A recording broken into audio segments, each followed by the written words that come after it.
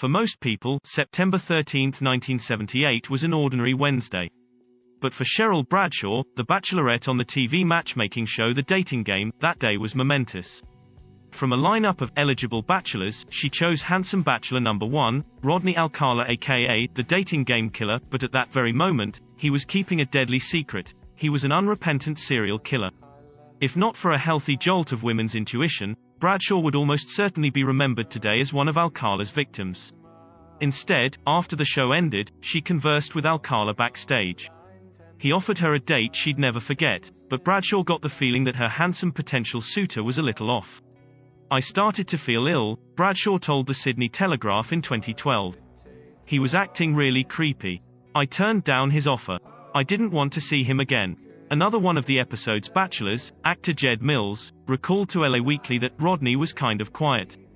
"I remember him because I told my brother about this one guy who was kind of good looking but kind of creepy. He was always looking down and not making eye contact." Had the popular dating show performed background checks on their bachelors, they would have discovered that this kind of good-looking but kind of creepy guy had already spent 3 years in prison for raping and beating an 8-year-old girl. He'd done the same to a 13-year-old too, which landed him on the FBI's 10 most wanted fugitives list. But sometimes a background check can't even uncover the whole story. In Rodney Alcala's case, the whole story consisted of at least 4 prior murders that he hadn't been definitively linked to yet.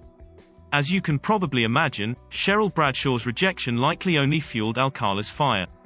In total, before and after his television appearance, the sadistic dating game killer claimed that he killed between 50 and 100 people. Rodney Alcala was born in San Antonio, Texas in 1943. His father moved the family to Mexico when Alcala was 8 years old, only to abandon him there 3 years later. His mother then moved Alcala and his sister to suburban Los Angeles. At age 17, Alcala entered the army as a clerk, but after a nervous breakdown, he was medically discharged due to mental health issues. Then, the intelligent young man with an IQ of 135 went on to attend UCLA.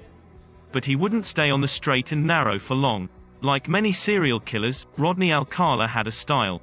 His signatures were beating, biting, raping, and strangling, often choking victims until the point of unconsciousness. Then once they came to, he'd start the process over again.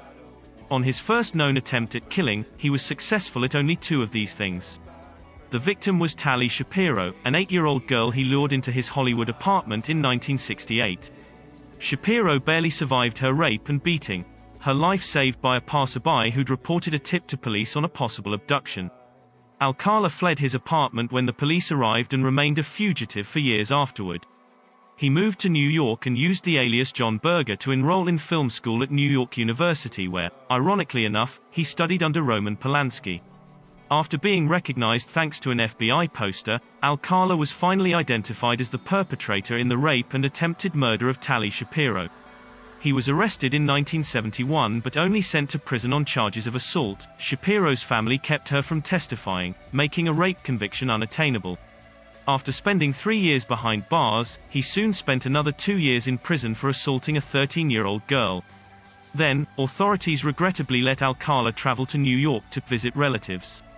Investigators now believe that within 7 days of his arrival there, he killed a college student named Elaine Hover, who was the daughter of a popular Hollywood nightclub owner and goddaughter of both Sammy Davis Jr. and Dean Martin. Soon after all of this, Alcala somehow got a job at the Los Angeles Times as a typesetter in 1978, under his real name, which was now attached to a substantial criminal record. A typist by day, by night he lured in young girls to be part of his professional photography portfolio, some of them never to be heard from again. The year after the Dating Game appearance, 17-year-old Leanne Leadham was lucky enough to walk away unscathed from a photoshoot with Rodney Alcala, and she remarked how he showed her his portfolio, which in addition to shots of women included spread after spread of naked teenage boys. Police have since released parts of Alcala's portfolio to the public to aid in victim identification. The photos are still available to view. Over the years, a few have stepped forward to reveal their horrifying moment with this predator. The case that would finally break Rodney Alcala's killing spree was that of 12-year-old Robin Samso. She'd disappeared from Huntington Beach, California on her way to ballet class on June 20, 1979. Samso's friends said that a stranger approached them on the beach and asked if they'd want to do a photo shoot. They declined and Samso left, borrowing a friend's bike to hurriedly get to ballet. At some point between the beach and class, Samso disappeared. Nearly 12 days later, a park ranger found her animal-ravaged bones in a forested area near the Pasadena foothills of the Sierra Madre. Upon questioning Samso's friends, a police sketch artist drew up a composite and Alcala's former parole officer recognized the face. Between the sketch, Alcala's criminal past, and the discovery of Samso's earrings in Alcala's Seattle storage locker, police felt confident that they had their man. But beginning with the trial in 1980, Samso's family would have to follow a rather long and winding road to justice. The jury found Alcala guilty of first-degree murder and he received the death penalty. However, the California Supreme Court overturned this verdict due to the jury being prejudiced, they felt, by learning of Alcala's past sex crimes.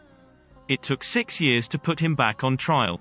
At the second trial in 1986, another jury sentenced him to death. This one didn't stick either.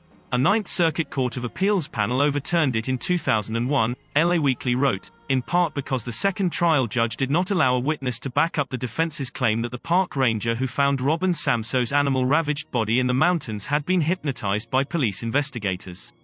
Finally, in 2010, 31 years after the murder, a third trial was held. Just before the trial, Orange County Senior Deputy District Attorney Matt Murphy told LA Weekly, the 70s in California was insane as far as treatment of sexual predators.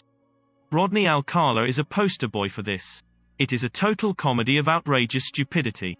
During the years he spent incarcerated, Alcala self-published a book called You, the Jury, in which he proclaimed his innocence in the Samso case. He hotly contested the DNA swabs done on prisoners periodically for the police department's evidence bank. Alcala also brought 2 lawsuits against the California penal system, one for a slip-and-fall accident, and another for the prison's refusal to provide him with a low-fat menu. Alcala announced to much surprise that he would be his own lawyer in his third trial. Even though now, 31 years after Samso's murder, investigators also had concrete evidence against him on 4 different murders from decades past, thanks to the prison's DNA swabs. The prosecution was able to combine these new murder charges along with Robin Samso in the 2010 trial. During the 2010 trial, the jurors were in for a bizarre ride.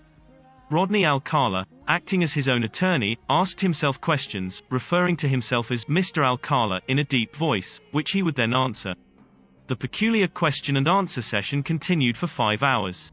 He told the jury that he was at Knott's Berry Farm at the time of Samso's murder, played dumb on the other charges, and used an Arlo Guthrie song as part of his closing argument. Rodney Alcala simply stated that he didn't remember killing the other women.